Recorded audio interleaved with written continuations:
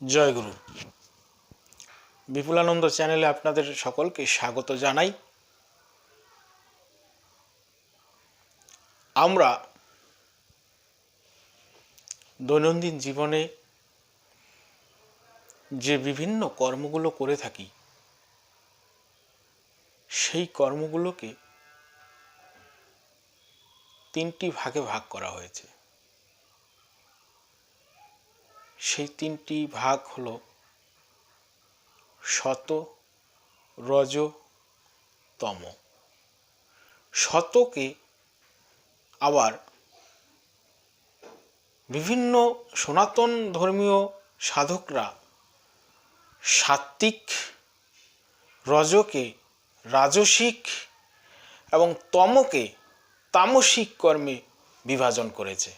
অর্থাৎ সত, রজ, তম এই তিনটি কর্মের পন্থার মাধ্যমেই আমরা আমাদের জীবন অতিবাহিত করছি এবং আমাদের যে সকল কর্ম, সেই সকল কর্মগুলো এই তিনটি পদ্ধতির মাধ্যমেই, তিনটি পদ্ধতির মধ্য দিয়েই আমরা করে যাচ্ছি, যে আমাদের বিভিন্ন কর্মপন্থা।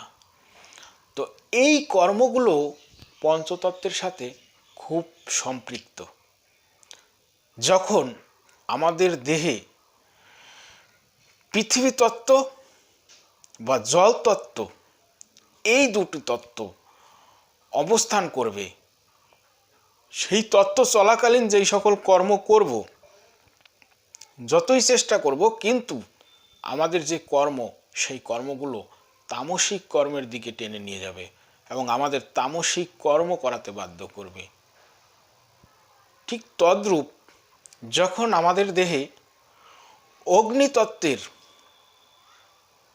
উদয় হবে, অর্থাৎ অগ্নিতত্ত্ব চলাকালীন সময় চলবে, সেই সময় হচ্ছে রজগুণের প্রভাব, অর্থাৎ রাজসিক ভাব আমাদের এই শরীরে উদয় হবে। সর্বশেষ হলো যখন বায়ু এবং আকাশ, এই তত্ত্ব দুটোর সময়কাল চলবে, সেই সময় আমাদের এই শরীরে সাত্ত্বিক অর্থাৎ শতগুণের বহিঃপ্রকাশ ঘটবে। এই হচ্ছে আমাদের যে দৈনন্দিন কর্ম এবং তার সাথে রিলেটেড যে তিনটি কর্মপন্থা, তার বিস্তারিত আলোচনা আপনাদের সামনে করলাম। যদি আপনাদের ভালো লাগে, লাইক কমেন্ট করবেন এবং এই বিষয়ে, পঞ্চতত্ত্ব বিষয়ে যদি আরও কোনো বিষয়ে আলোচনা বা কোনো বিষয় জানার আপনাদের থাকে, তাহলে কমেন্ট বক্সে আপনারা কমেন্ট করে জানাবেন।